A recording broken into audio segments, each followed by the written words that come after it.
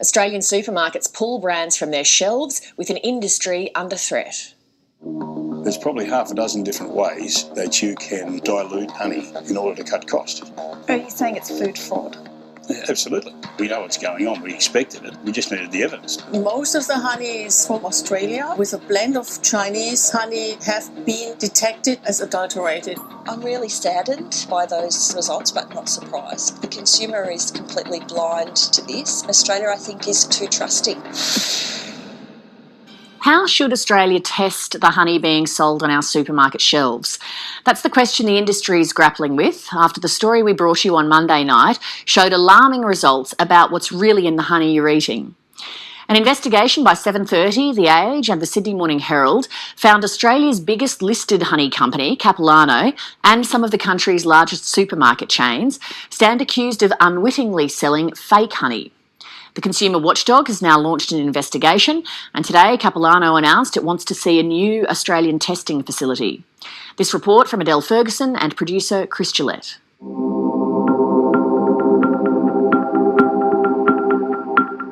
It's the tests done in this German lab that have Australia's honey industry in a spin.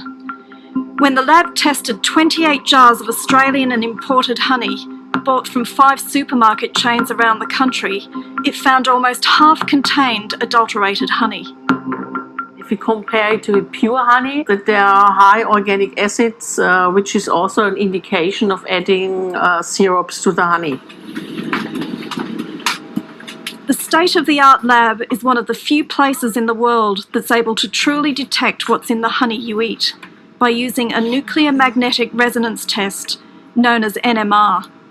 Most of the honeys with a blend of Chinese honey have been detected with the NMR as adulterated. Fake honey is no secret. A simple Google search shows where to buy rice or beet syrup that can be blended with honey to cheat Australia's official test. And it's a fraction of the cost of pure honey. Rob Costa runs one of Australia's largest fruit and veg companies. Bees are vital for his business. I commissioned the tests because the issue with the adulterated honey has been getting worse and worse year by year. What that's doing is putting a downward pressure on the prices and the returns to the Australian beekeepers. 12 of the 28 jars of Australian honey tested were found to be adulterated. 4 out of the 6 IGA's Black and Gold private label came back adulterated. 2 of the 6 Aldi Bramwell's Mixed Blossom brands failed the test, and 6 out of 8 of the Capilano's Alauri brand also failed. The products tested were all blended with imported honey. There's no suggestion any of the companies were aware of the alleged adulteration, and the honeys had all passed the tests used by Australian authorities, but not the NMR test. Just a little bit of Capilano honey. Earlier this week, Capilano said it stood by the authenticity of the Alauri product. It said the NMR testing conducted in Germany was unreliable due to a lack of samples of Australian honey in the lab's databases, something the German lab vigorously denies. Today, Capilano has released a statement saying Australia needs to develop its own NMR testing facility, which the company will help fund. Well, I have to say this, I'm completely bemused. I mean, to come out one day and be critical of NMR as being a reliable test and saying that it's not reliable, and then later coming out saying we're going to fund NMR testing, I don't understand it. We should have independent umpires doing the tests, determining whether the product is ridgy-dig or not the industry itself. And I would not be one bit happy with that at all. When you're buying a product, you want to buy the product you're paying for. You want to think you're getting a real McCoy, not a dud. In response to our story, Aldi removed the honey from its shelves and has launched an investigation. IGA supermarkets are still selling Black and Gold honey, saying it meets Australian food standards. It shouldn't be going back onto retail shelves. And, if customers want to buy, a syrup diluted product, well, that's fine, as long as they know what they're buying. We want consumers to have faith that when they buy honey, it is honey. The ACCC is investigating this. We put the team on it straight away. I mean, we had to pull them off other things they were doing. We think this is a high priority investigation. Whenever you've got allegations coming from such a credible source about such an important staple product, then it becomes a very high priority for us. Real Victorian honey.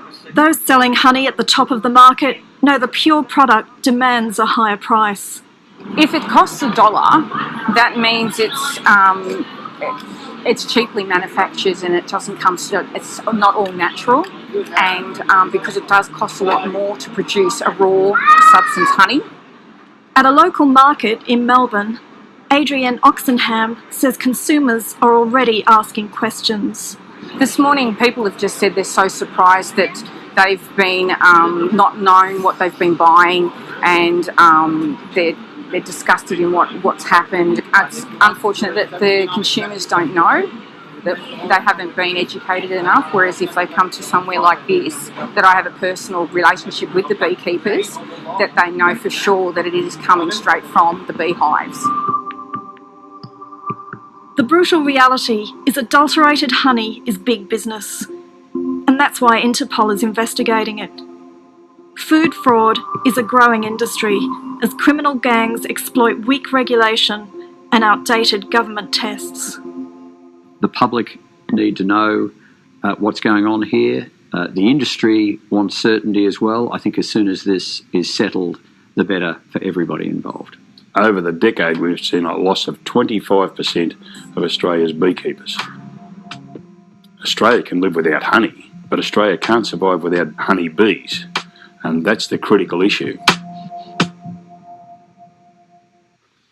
Adele Ferguson reporting.